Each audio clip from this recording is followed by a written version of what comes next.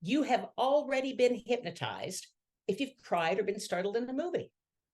The director hypnotized you, but the director didn't do anything to you. You're the one who had to decide first to go to the movie. You got in your car, you drove to the movie, you were inducing your own movie trance, right? You went in, you had some skin in the game, you paid money for the ticket, you got a ticket in exchange, you went through the turnstile, you walked past all of those smells and all of the things going on in the hallways, you walked down the long hallway and walked into the movie temple. Does that remind anybody of anything? Many of us in our learning about hypnosis learned about the Greek sleep temples. Some of the first forms of hypnosis. In the Greek sleep temples, someone who wasn't feeling well would make the decision to go talk to the priest and get some magic done at the temple.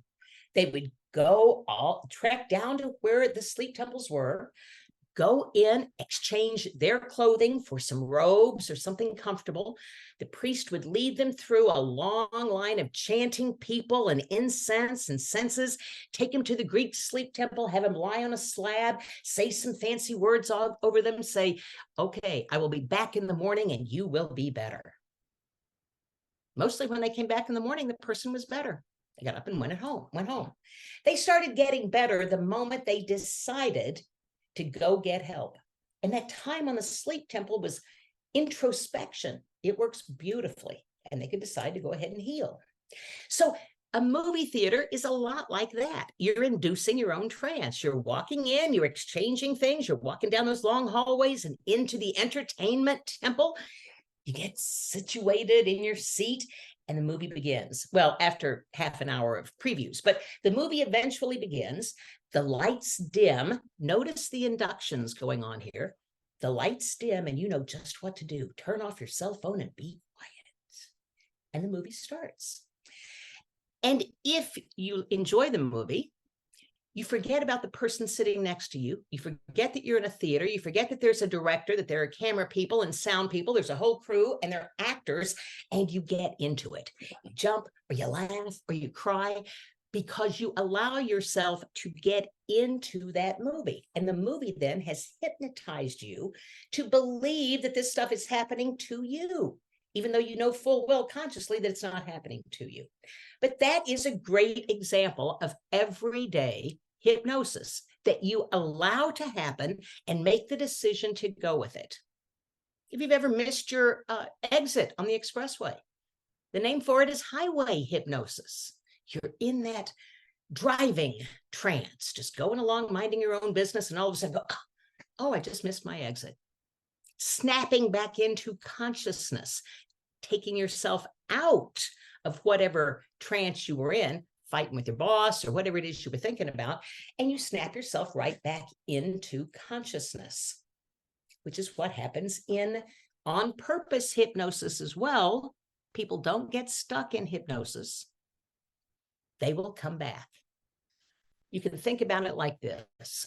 Remember in first or second grade, when you were sitting in the back of the room and you were talking to your friend or you were writing notes or something, and the teacher up at the front either called your name or stopped talking?